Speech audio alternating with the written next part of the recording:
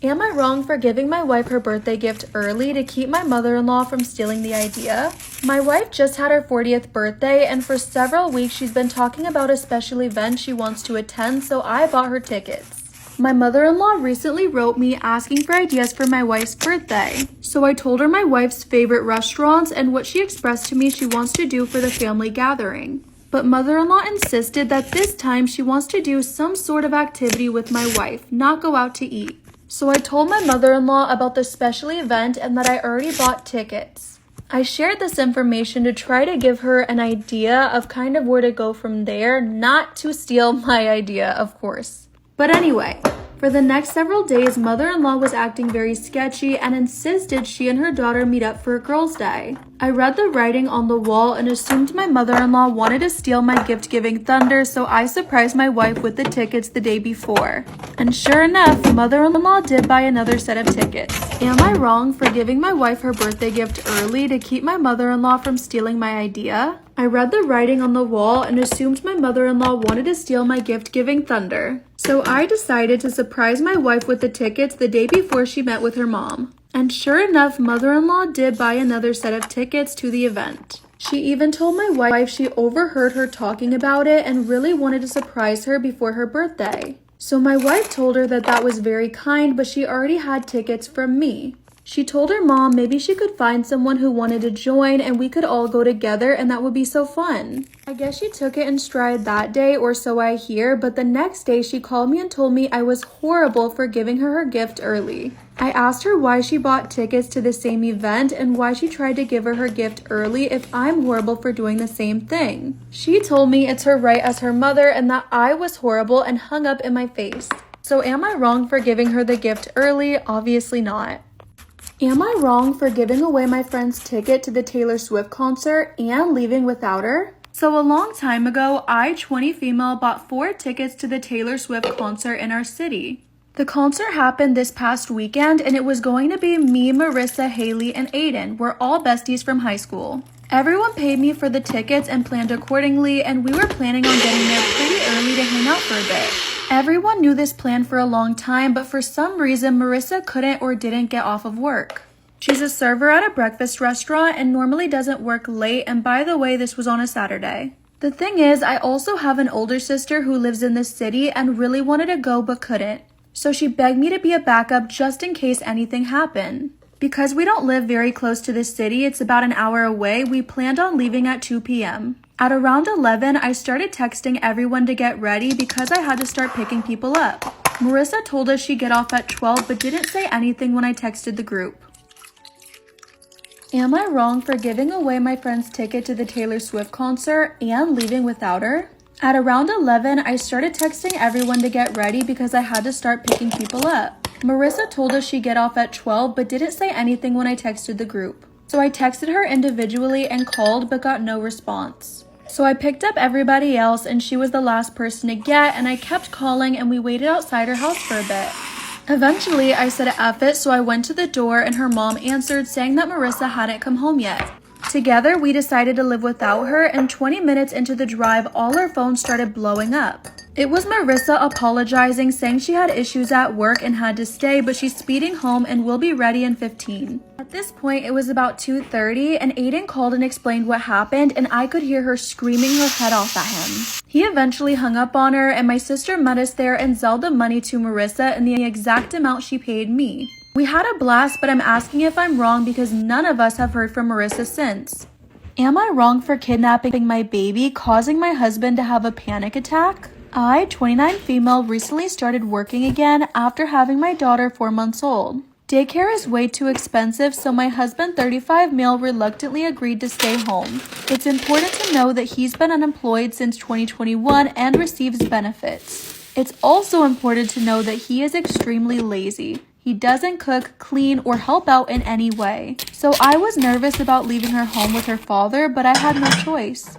When I came back from work, she was clean and sleeping, and the next few times I came home, he was playing with her, feeding her, or out for a walk with her. I was happy until a few days ago when my neighbor told me that as soon as I leave, the baby cries and cries for hours. She told me that she knocked on the door and he finally answered it and was sleeping. So I concluded that he sleeps all day and night, and before I come home, he pretends to care for her.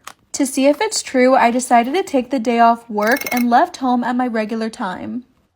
Am I wrong for kidnapping my baby, causing my husband to have a panic attack? I left home at my regular time, waited 30 minutes, and then went home. Sure enough, he was knocked out sleeping with his stupid noise-canceling headphones on. So I went to my daughter's room, scooped her up, and took her to my friend's house.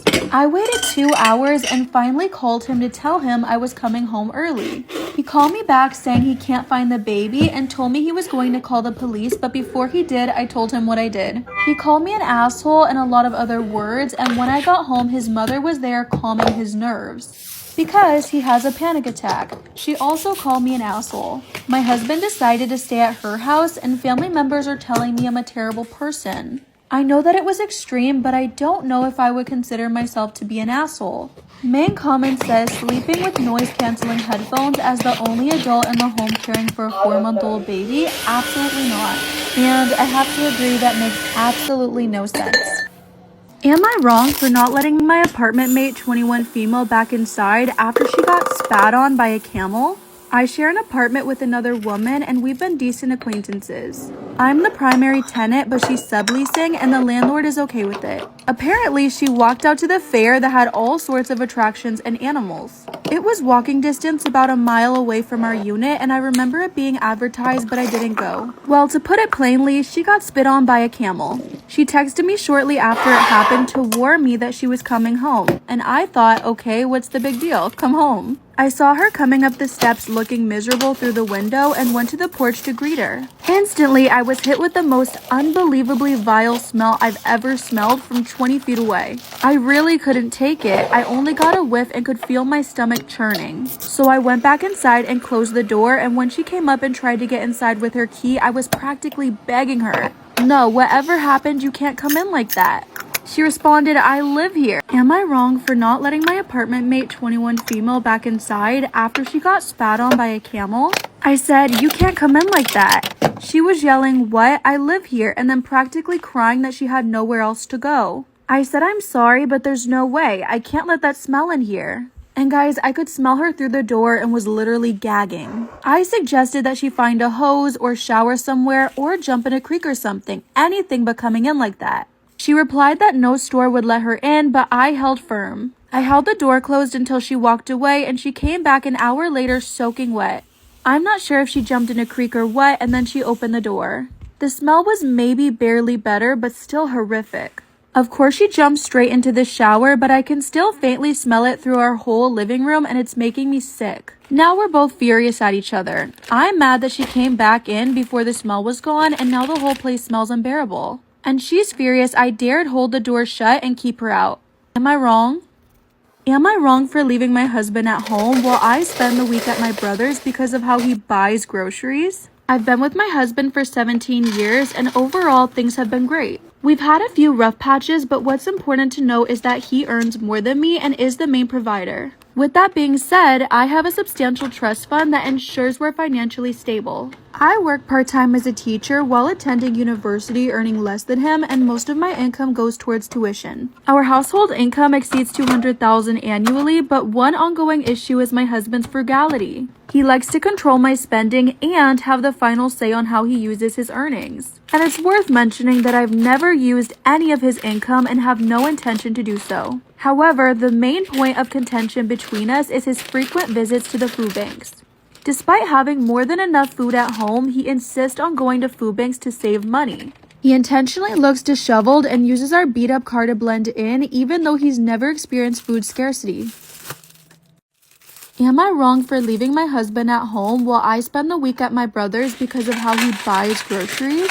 I've explained to him the need for food donations in our community, even showing him social media posts from local food banks. I suggested he volunteer or donate to gain first-hand experience, but he refuses. The unfortunate part is that since we've never been short on food, most of what he brings home ends up getting thrown away. Today when I looked in our fridge, it was filled with fresh produce and meat that clearly didn't come from a regular grocery store. When I confronted him, he admitted to going to a food bank after seeing a Facebook post about a donation of fresh food. People on social media were already asking if there was any left, and there wasn't. I showed him the comments, but he brushed them off, claiming people should have gone earlier. Exhausted by the situation, I packed a bag and went to stay with my brother to think things through. My husband says I'm overreacting, being vindictive, and threatened to go back to the food banks. His family is also calling me an asshole and urging me to stop interfering. And after I cut my phone off, now they're bombarding my brother.